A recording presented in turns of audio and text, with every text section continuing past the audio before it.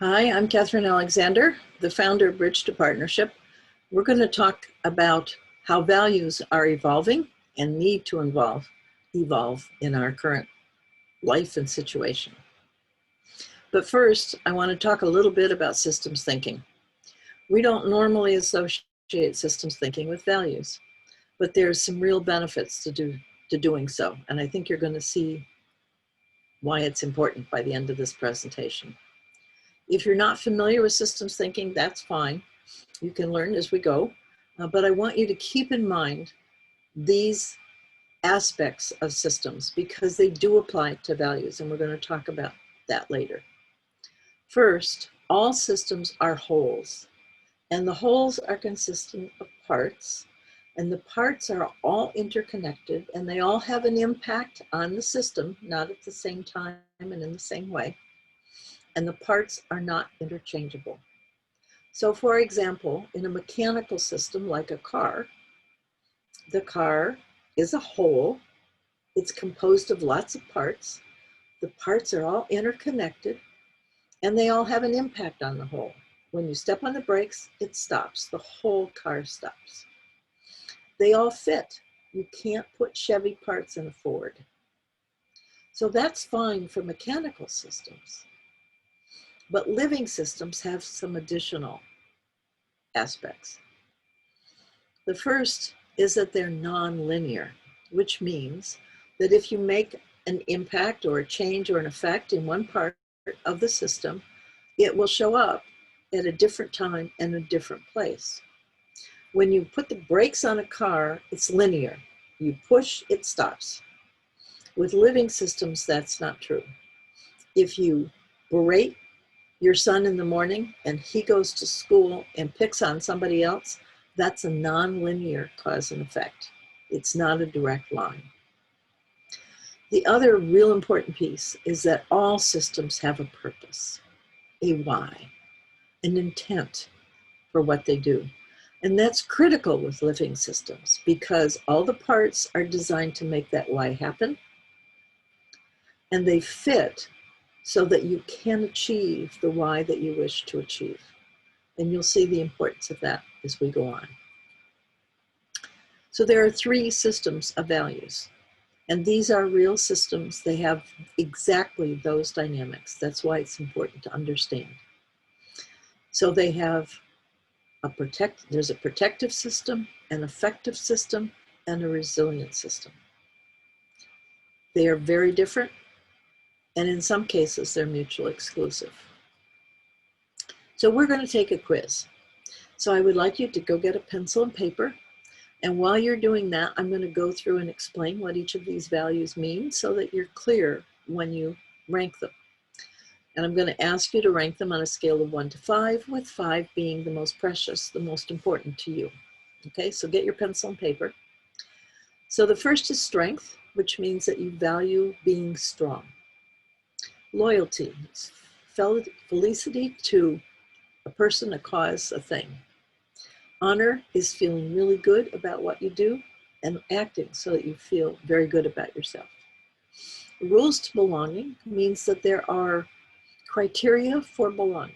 There are standards, there are hurdles to jump through, however you want to phrase it, but there are certain things that people have to do or be in order to be part of this group. Tradition means you value what happened in the past and you want to bring it forward to the future. Honesty means telling the truth. Inventiveness means being creative, doing new things, new ideas, new products. Thrift, making good use of resources. Optimism is being cheerful, open, happy, expansive, expectant. I don't know if that's a word, but expecting the good to happen. Productivity means to produce things, that is a high value, that you actually have something to show for your labor. Diversity is difference.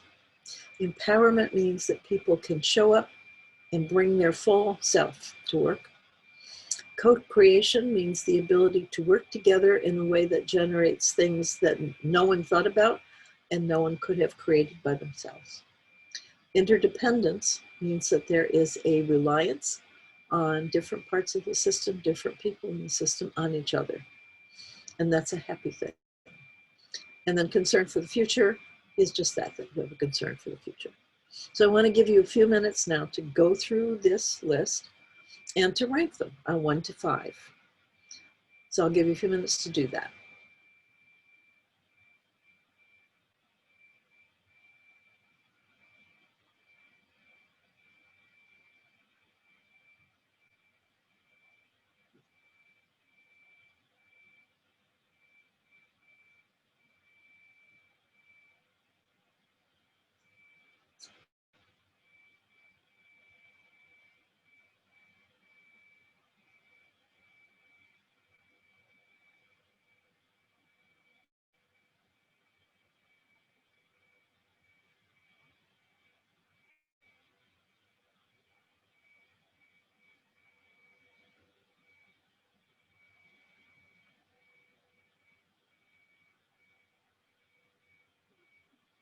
Okay, I hope that's been enough time.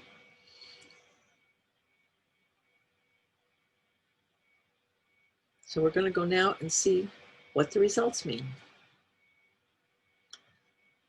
So think about those system dynamics that we talked about earlier. So 1 to 5 are protective values. Those are from the protective value set. So how many 5s did you have in that set? There's no right or wrong, just notice at this point. There are implications, but we'll talk about that in a minute. Affective values from 6 to 10. Those are from the affective value set. So how many 5s did you have there? And then the third set, last but not least, is the resilient value set. So how many 5s did you have there? So the question for you is, what systems are most important to you? Just look, notice, where were all your 5s? Were they all in one set? Did you have them scattered throughout all 3 sets? Now, if they're scattered throughout all 3 sets, that's something to really notice. Remember, we said that you can't take parts from one system and put them in another. In truth, all of us have all those values, or have values in all those sets. And that's a problem for just that reason, because we try and make them fit. And it's like loyalty and honesty. They're 2 different sets. They have 2 different intents, and they don't work well together. So you can say you want honesty, but if what you say is true is seen as disloyal, you'll be ejected from the system or punished in some way. Take vengeance as the value there. Because those 2 have different intents. This is protective, this is effective. So they clash. So you have to be really clear, intentful about what values you pull out into a decision so that you are congruent, so that you don't have unintended consequences, and so you don't end up fighting yourself or fighting your system. That's one of the big reasons why this is such important stuff. Each of those value sets is basically a circle of care. So the protective value set is small. It's about us versus all that stuff out there. Now, it can be a family or it can be a country. So it can seem big, but it's still small because there's all that other stuff outside that's not important. You have to treat the people inside the circle one way, and you can treat people outside the circle in a very different way, and it's okay. However, when you are talking about humanity as a whole, then the effective value set allows you to make sure that it works for you and it works for the other as well. So there's a mutuality, an awareness that it has to be a win-win instead of a win-lose, which is what you get in the protective value set. However, when you expand that circle bigger to talk about the earth, you're talking about making everything thrive. It's a much bigger circle. The why, the little circle, the foundational circle, is supported by the how. The values determine the behavior that you take on to make the why happen. And if the what you get by acting in that way is congruent with what you want when you choose your why, then there's a coherence to the system. Right now, we have a multitude of whys, and they fight for each other. And we don't really know where we're going or how we're going to do it. And it makes it very difficult for us to achieve the things we want to achieve because of all the unintended consequences of this conflict of values. So it's very important that you be clear when you make decisions, especially big decisions, but also even little decisions. How you treat your coworker should be in alignment with the why that you've chosen: to be protective, to be effective, or to thrive. Those are the choices. And if we're conscious about that, and if our actions are in alignment with that why, then we will achieve the what that we're hoping to get. Right now, it's very difficult to do that because we are not in alignment. We are not coherent at all. So the protective value set looks like this. The key value is loyalty. It's often found in government, military, and in religion. And the culture it creates is command and control. Most of us are intimately familiar with this value set. We know it in and out. We can do it at the drop of a hat. And whenever there's fear in the system, this is the value set that is most often chosen. It takes real intent to not go here.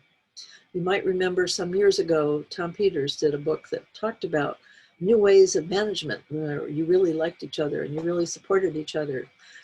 And companies went, woohoo, and they did it. And then something happened in the marketplace and they felt they were in survival. And what did they do? They went back to the protective value set and it didn't work. But it doesn't matter. It feels good. We're familiar with that. So we will take this one at the drop of a hat.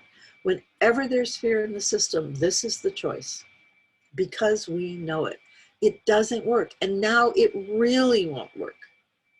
I mean, we know that the earth has to survive. The earth has to thrive. This will not get us there. But it's what is comfortable. So we have to be very conscious at this point. You can see the value there, shun trading, and that probably makes very little sense. But what it really means is that you can't take money for acting like this. And when you do, it's called a bribe. And bribes are frowned upon. However, you can deceive for the sake of the task. So you can wear camouflage or do sting operations or lie. You can tell your boss that you're going to have a great next quarter because you believe so, whether you really have the data to prove it or not. Lying is okay in this value set because it's about protection, and lying for protection is okay. The effective value set is different.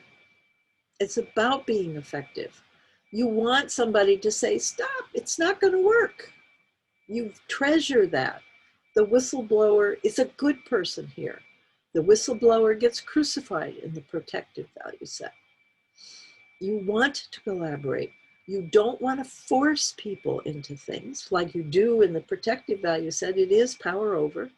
Here is power with, because you want to do business with them over and over and over again. You don't want a one-shot pony. You can coerce people into buying things or once, but you can't do it 17 times. And you want that repeat business. So it has to be voluntary. So this is sort of an ideal business scenario. Unfortunately, we bring that protective value set in and trash the whole process. And most of us have been the effect of that at some point in our working life. You really have had that experience. You know what that feels like. It's not a happy place. But that's why. Because you've conflated two value sets instead of sticking to one to make it work. So both of these are about human-centered ethics. They're focused on people. The idea is that we're the most important part of the system, that how we work together, how we relate together is what makes us happy. We are separate from everything else, so we only have to worry about us. It's our main focus. We are special and therefore different, so we can do what we want as long as it works for us. And if it works for us, then everything else will be taken care of. Well, we know the lie in that now. We know that that's not true. If we don't take care of the circle around us, of the planetary life, we won't be here. So we are being called to expand our circle in a way we have never been called to do that before. So the resilient value sets are different. The two central value sets to maintain the integrity of the whole and that all actions create the conditions that support life are magical. If you do nothing else but these two, you will dramatically change your life and your relationships. It is based on the understanding that comes from nature. Biomimicry, many others have been looking at how the planet functions, both biologically and in patterns. And the patterns we see are reflected in these values. This is a life-centered set. It means that we live as does everything else, and we only live when everything else lives, which is the truth of the planet. So the integrity of the whole is key, and that all actions create the conditions that support life is transformative. It's about being in right relationship. It's about us as humans understanding how intrinsic we are to the web of life. We're not exterior, we're not a second thought, we're necessary. We are the only life form that understands the whole. We are the only life form that can impact the whole. And we've been doing it willy-nilly without any understanding of what we're doing. And now we're being called to be responsible for that and to actually make it work. We can do this. We know how to do this. We just have to pay attention. The precautionary principle talks about if things could do harm, they shouldn't be done. Now that's been a big problem in the marketplace because people love to create products, and when they create products, they want to sell them. And up till now, we've really not thought about the consequences of that sale, nor have we thought about what happens when that product is no longer useful. Yeah, you know, you just throw it out. Well, we've been doing that a lot, and we now know that doesn't work either. And plastic is certainly the perfect example of that. There's nothing wrong with plastic, but oil-based plastic lasts forever. It sort of sounds like a good marketing feature, but it's not, because nothing lasts forever.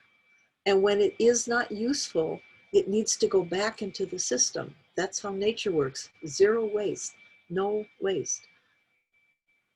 Oil-based plastic does not do that.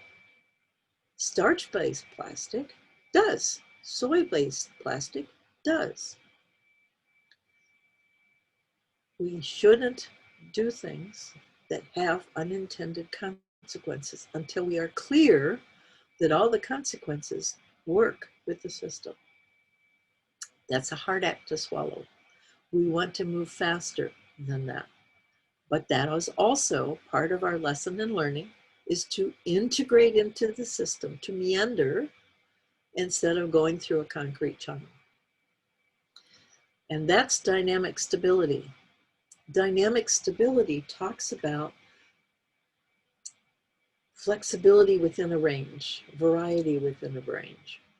The meandering of a system, the meandering of a river allows it to feed, to optimize its service to everything that it flows through.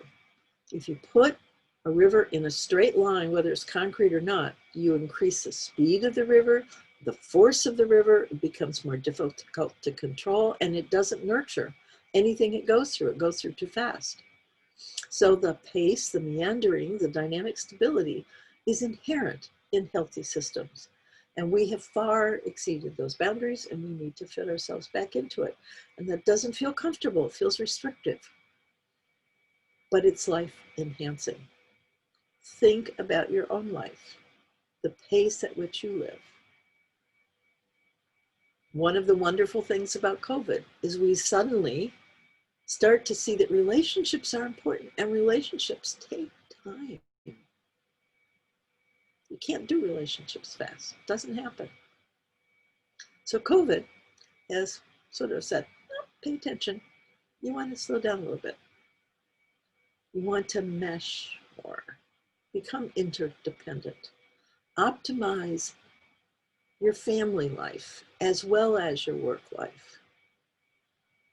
And if you've ever worked in a team that's really worked well, you've probably had an experience of self-organization. It may be, even while there was a team leader, they didn't often say a whole lot. They were more troubleshooting. People just came to work. They saw what needed to happen. They did it. They brought resources. They brought resources from inside themselves they didn't even know they had. They were able to share mistakes and problems and issues because it helped the whole. It's a euphoric experience. It's so exciting. Self-organization means we all show up in a way that optimizes what we produce, allows us to co-create something that's new and vibrant and that nobody could have thought about or brought into fruition by themselves. And everybody is different, has to be different to make that happen.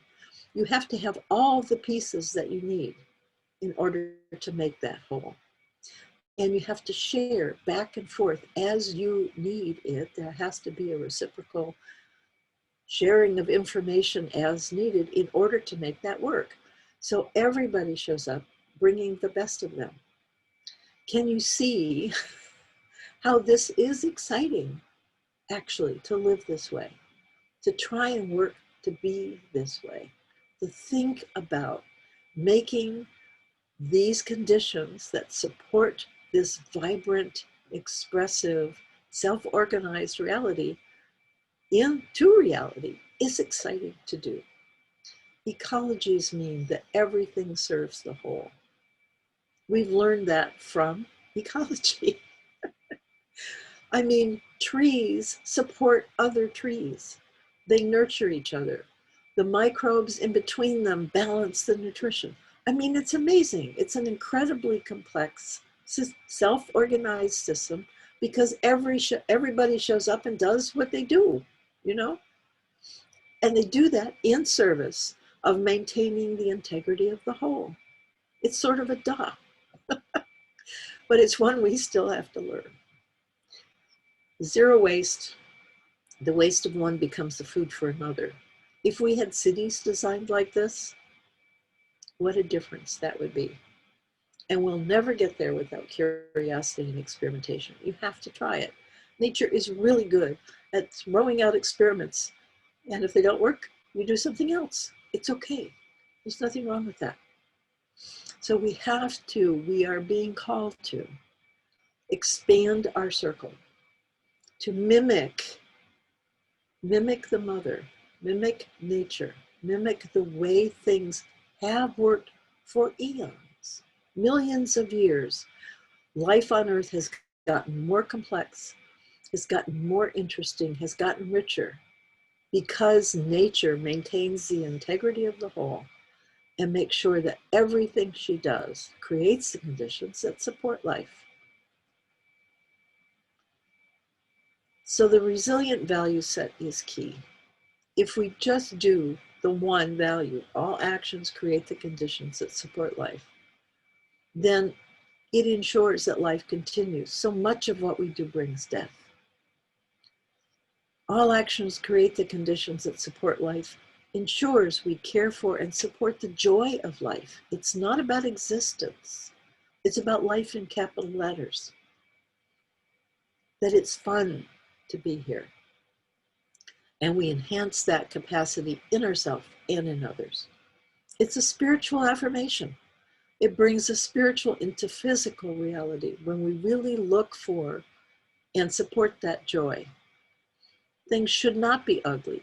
They should not be dirty. They should not be noisy. That does not enhance life. We can do better. It connects us to the larger whole, to Earth and all her inhabitants. It enables us to appreciate and support the essence of every person we see. We want to see what that person offers. We want to bring out the very best. We want to optimize that person as a whole. And it engenders a real sensitivity to the thrill of living. Life becomes euphoric. It supports every opportunity for all life forms to fulfill their purpose. And there is a joy in that. That's what we love about nature. That's why nature baths, being out in nature, makes a difference. Nature loves itself. It loves what it does. It just loves. It just is. We can do that. We need to do that as well. It will make life happier and better for us, no matter whether we have high-speed cars or driverless cars or not. That isn't actually what makes us happy. We all know this. I mean, we can all say that to each other, but we still strive for that crap. So now's the time to change that. We really need to do what makes us happy. Maybe it's a horse, not a car. So I want you to reflect back on the values work that we did, the quiz that you took. So look at those values. Do they reflect? How do they reflect the vision that you have for the kind of life that you want to create? What about your home life? How do those values support the relationships you have with your partner, your children, or your parents? What about your interactions with non-human life? Do you cut that tree down to build a garage? Do you poison all the insects so you have pretty flowers? How is that reflected in the values in your quiz? What about your relationships with friends, family, and coworkers? How are those reflected in that quiz? What do those answers, those 5s in your quiz, tell you about how you're acting with those folks? And most importantly, what about yourself? Are you so busy protecting an ideal of how you should be that nothing you can do ever lives up? Are you so busy becoming effective and important and successful that you're not sleeping or eating the way you should? Are you able to make yourself thrive while your work and your family thrives? So how is your relationship with yourself reflected in the values of in the quiz? We've moved from being human-centric to being relationship-centric a little bit. And now we're being called to be life-centric. That's a huge jump. And it's not a jump we're going to make easily. We have to be very, very conscious in all our decisions in order to make that leap, especially in the limited amount of time that we're given to do that now. Our circle of care has moved from us, them to we, but now we're required to expand that mightily. Our why has moved from being safe and successful to being thriving, to being regenerative and distributive. What does that mean and how do we do it? We will not do it if we are not conscious about how we make decisions. Using the resilient value set as a set of criteria, as a checklist even, to look at the decisions that we make, the style of life we lead, to see if it fits in with the values that we want, the system that's going to take us there. Our responsibility has moved from our survival to ensuring that all life thrives. That is our gift to the planet, ensuring that all life thrives. We can do this. That's what we do in this particular scenario. So get in touch. I offer assessments for organizations that help you see and understand these dynamics in your organization. It determines how you act, determines your culture. And if you want to be inventive or creative, it's only the sustainable value set, the resilient value set that's really going to get you there. So get in touch. I coach people to help them do that for themselves. I work with teams to help you make those self-actualizing teams a reality, and to create a culture that really looks at the joy of life. It makes such a difference when you're really pursuing life and not death.